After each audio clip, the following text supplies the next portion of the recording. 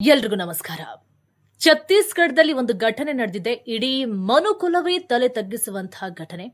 ಕುಡ್ದಂತಹ ನಶೆಯಲ್ಲಿ ಏನು ಬೇಕಾದ್ರೂ ಮಾಡ್ತಾರೆ. ಹೆಂಡತಿ, ಮಕ್ಕಳು, ಸಂಬಂಧ ಏನು ಸಹ ಗೊತ್ತಾಗೋದಿಲ್ಲ. ಅವ್ರು ಕುಡ್ಕೊಂಡು ಇಂಥ ಕೆಲಸವನ್ನ ಮಾಡ್ತಾರ ಅಥವಾ ಯಾವ್ದಾದ್ರು ಗಾಂಜಾ ಅಥವಾ ಬೇರೆ ಮಾದಕ ವಸ್ತುಗಳನ್ನ ಸೇವನೆ ಮಾಡಿರ್ತಾರ ಅಂತ ಗೊತ್ತಿಲ್ಲ.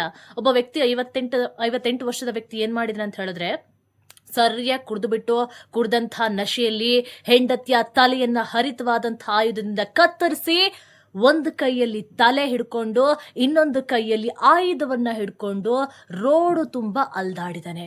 ಇದು ಕೇಳೋದಕ್ಕೆ ಒಂದು ಸಿನಿಮಾನೋ ಧಾರಾವಾಹಿನೋ ಅಂತ ಅನ್ಸುತ್ತೆ. ಸಿನಿಮಾನೂ ಅಲ್ಲ, ಧಾರಾವಾಹಿನೂ ಅಲ್ಲ, ನೈಜ ಘಟನೆ. ಛತ್ತೀಸ್ಗಢದಲ್ಲಿ ನಡೆದಿರುವಂತಹ ಘಟನೆ. ದಿನಾ ಗಂಡ ಹೆಂಡತಿ ಮಧ್ಯೆ ಜಗಳ ಆಗ್ತಾನೆ ಇತ್ತು. ಮತ್ತೆ 4 ಜನ ಮಕ್ಕಳಿದ್ದಾರೆ ಅವರಿಗೆ. ಪಾಪ ಆ ತಾಯಿಯನ್ನ ಕಳ್ಕೊಂಡು ಮಕ್ಕಳು ಇವತ್ತು ಅನಾಥರಾಗಿದ್ದಾರೆ. ಕುಡ್ದಂಥ ನಶೆಯಲ್ಲಿ ಅವನು ಏನ್ ಮಾಡಿದನಂತೇಳಿ ಅವನಿಗೇ ಗೊತ್ತಿಲ್ಲ. ಅದ್ ಹೆಂಗಿರುತ್ತೆ ಆ ಭೀಕರ ಒಂದು ಚಿತ್ರಣ ಅಂತ ಹೇಳಿದ್ರೆ, ಒಂದು ಕೈಲಿ ತಲೆ ಆ ಕೂದಲನ್ನ ಹಿಡ್ಕೊಂಡು ಬರ್ತಾ ಇದ್ದಾನೆ, ಇನ್ನೊಂದು ಕೈಯಲ್ಲಿ ಹರಿತವಾದಂತ ಆಯುಧ. ನೋಡೋರ್ಗೆ ಅದೊಂದು ರಾಕ್ಷಸ ರೂಪದಂತೆ ಕಾಣಿಸ್ತಾ ಇರುತ್ತೆ. ದಿನಾ ಗಂಡ ಹೆಂಡತಿ ಮಧ್ಯೆ ಜಗಳ ಆಗ್ತಾನೆ ಇತ್ತು. ಪಕ್ಕದ ಮನೆಯವರಿಗೆ ನೋಡಿ ನೋಡಿ ಸಾಕಾಗಿ ಹೋಗಿತ್ತು. ಅವನು ಒಂದು ಕೋಳಿ ಸಾಕಾಣಿಕೆ ಕೇಂದ್ರದಲ್ಲಿ ಸೆಕ್ಯೂರಿಟಿ ಆಗಿ ಕೆಲಸ ಮಾಡ್ತಾ ಇರ್ತಾನೆ. ದಿನಾ ಕುಡ್ಕೊಂಡು ಬರ್ತಾ ಇದ್ದ. ಕುಡ್ಕೊಂಡು ಬರೋದು, ಹೆಂಡತಿಗೆ ಹೊಡೆಯೋದು, ಬಡಿಯೋದು, ಮಕ್ಕಳ ಮೇಲೆ ರೇಗಾಡೋದು, ಇಂಥ ಕೆಲಸವನ್ನ ಮಾಡ್ತಾ ಇದ್ದ.